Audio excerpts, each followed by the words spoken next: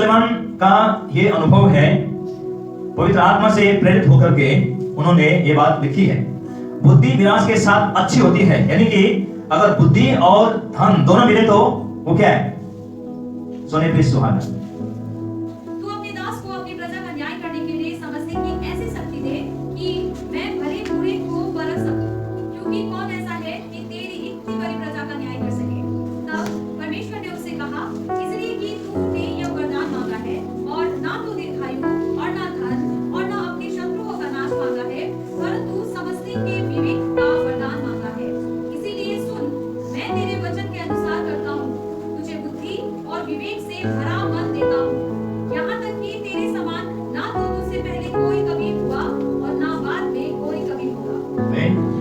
तो ये है एक वृत्तांत, और किस प्रकार से राजा सुलेमान विश्व का सबसे बुद्धिमान और सबसे धनवान व्यक्ति ठहरा। प्यारे खुदावंत, जूते परमेश्वर के पवित्र नाम की महिमा हो, और आप सभी को ख्रिस्ट यीशु के पवित्र नाम में मेरा जय मसीह तथा नमस्कार। पिछले एपिसोड में पहला भाग राजा सुलेमान तथा बुद्धि का वरदान में आपने देखा कि राजा किस तरह से परमेश्वर के वचन के अनुसार चलने की प्रतिज्ञा करते हुए परमेश्वर से बुद्धि के वरदान मांगे, जो अपने राष्ट्र के लिए प्रयोग में लाने के लिए उन्हें निवेदन किए। तो परमेश्वर ने उन्हें सद्बुद्धि और ज्ञान दिया, और उन्होंने उसका सही उपयोग किया, अर्थात अपने राष्ट्र के लिए उनका प्रयोग किया, और वह विश्व का सबसे बुद्धिमान और धनवान राजा बना। और अब आप देखने जा रहे इस एपिसोड का दूसरा भाग, राजा सुलेमान तथा बुद्धि का वरदान। तो हम देखते हैं कि परमेश्वर ने उसे वो वर दिया, परमेश्वर ने वो आशीष दी कि जो कुछ तू चाहे मांग। लेकिन सुलेमान राजा ने धन, दौलत, शक्ति और दुश्मनों के पराजय, इनमें से कुछ भी नहीं मांगा। उसने क्या मांगा? प्रभु, अपने देश को चलाने के लिए, हमारे देश के प्रजाओं को सही ढंग से गाइड करने के लिए मुझे वो सद्बुद्धि और ज्ञान दे। और परमेश्वर ने केवल उसे सद्बुद्धि और ज्ञान नहीं दिया, परंतु और क्या चीज दिया? धन और दौलत, मान और सम्मान और सब कुछ प्रदान किया।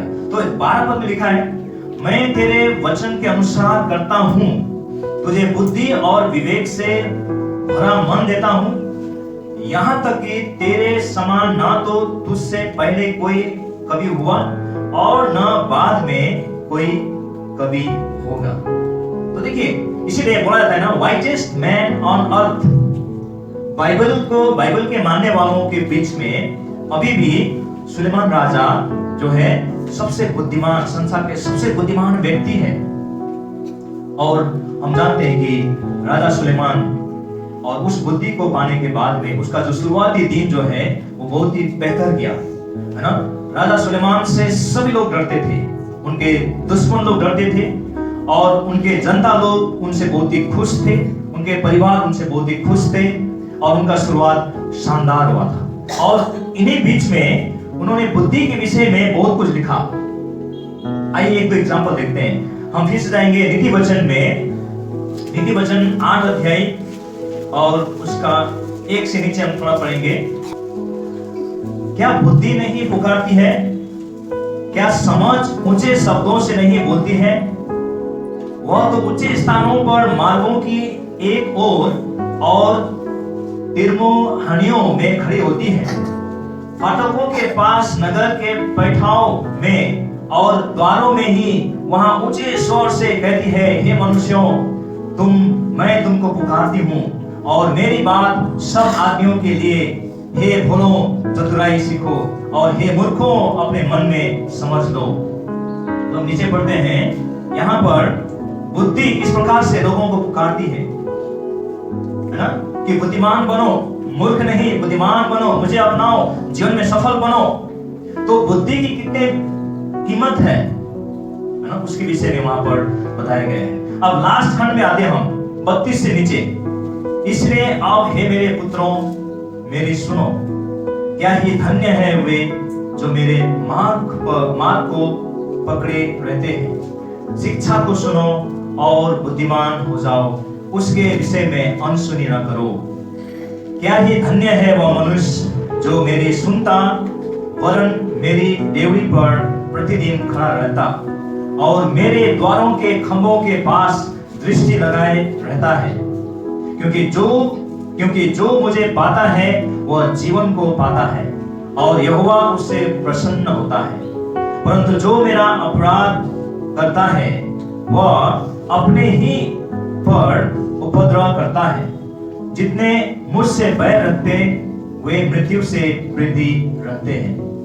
तो यहाँ पर राजा सुलेमान ने बुद्धि पाने के पश्चात, धन दौलत पाने के पश्चात, नाम शोहरत पाने के पश्चात, जब उसका बोलबाला था, पूरे इजराइल में और आसपास के सारे क्षेत्रों में शांति थी और सुलेमान के राज्यकाल को इसीलिए स्वर्ण युग, इजराइल के स्वर्ण युग कहा जाता है, क्योंकि परमेश्वर ने सचमुच उसे बुद्धि और ज्ञान से परिपूर्ण किया था। लेकिन हम उनके विषय में जानते हैं कि बाद में जाकर के राजा सुलेमान का क्या हालत हुआ, उसे में हम थोड़ी देर देखते हैं। लेकिन जब बुद्धि और धन की बात आती है तो बुद्धि हर किस्म से, परमेश्वर के ओर से आया हुआ बुद्धि हर प्रकार से हमारे लिए, हमारी भलाई के लिए, हमारे अच्छाई के लिए है। लेकिन जो धन है उसके विषय में प्रभु यीशु मसीह ने बाइबल के एक खंड में ये बात कही है। आप आइए हम पढ़ते हैं उसे। मत्ती रचित सुसमाचार 13 अध्याय और उसका 22वां पद। तो यहाँ पर हम देखते हैं कि ये कौन सा दृष्टांत है प्रभु यीशु मसीह ने मनुष्यों के हृदय के विषय में बताया है। यहाँ पर है ना, 4 प्रकार के हृदय हैं और उनमें से एक हृदय वो है जैसे कि झाड़ियों के बीच में गया हुआ बीज। 22वां पद में जो झाड़ियों में बोया गया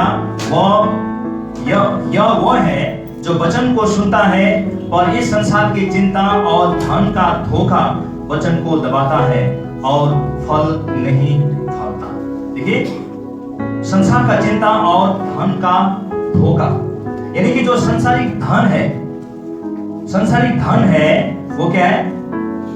डिसीविंग है, वो धोखा देने वाला है, हमें छल करने वाला है। इसीलिए यहाँ पर जब एक व्यक्ति के विषय में कहा गया है कि जब एक व्यक्ति कोई गरीब होता है तो वो सोचने लगता है कि यदि मैं अगर धनवान होता, है ना, यदि मैं धनवान होता तो मैं कितना खुशी होता। और जब वो व्यक्ति मेहनत करने के बाद हो, परिश्रम करने के बाद हो, कैसे भी वो धनी हो जाता है, फिर भी वो क्या सोचता है, अगर मैं इससे भी और धनवान होता, मेरे पास आज जो धन और संपत्ति है उससे और ज्यादा होता, तो मैं शायद बहुत ही संतुष्ट होता। तो प्रभु यीशु मसीह ने यहाँ पर कहा है कि धन क्या है? छला हुआ है। धन का मोह माया क्या है? डिसीविंग है, लोगों को धोखा देता है। इसीलिए जो नीति वचन में हम एक खंड को पढ़ते हैं, नीति वचन 30 अध्याय 7 से नीचे पढ़ते हैं। मैंने तुझे दो वरदान मांगे हैं, इसलिए मेरे मरने से पहले उन्हें मुझे देने में मुंह ना मोड़। सबसे पहले क्या मांग है इस व्यक्ति का कि मेरे जीवन से व्यर्थ और झूठी बातें, है ना, जो बातें बकवास है, जो बातें हमारे आत्मिक जीवन के लिए लाभदायक नहीं है और जो बातें झूठी है उससे मुझसे दूर रख। और दूसरी है, मुझे ना तो निर्धन कर और ना मुझे धनी बना। मुझे बहुत ही निर्धन मतलब समझते हैं ना, दरिद्र, आज खाया तो कल क्या खाएंगे, ऐसी स्थिति। मुझे ना तो निर्धन बना और ना ही मुझे धनवान बना। प्रतिदिन की रोटी मुझे खिलाया कर, मुझे इतना धन भी ना दे, है ना, मुझे इतना धन भी ना दे, मुझे इतना परिपूर्णता भी ना दे कि मैं घमंड से फूलकर कहूं यहोवा कौन है, यहोवा परमेश्वर कौन है। और मुझे इतना दरिद्र अवस्था में भी न डाल कि मुझे चोरी करने में मैं मजबूर हो जाऊं और इस प्रकार मैं परमेश्वर के नाम पर क्या करूं? बदनाम करूं।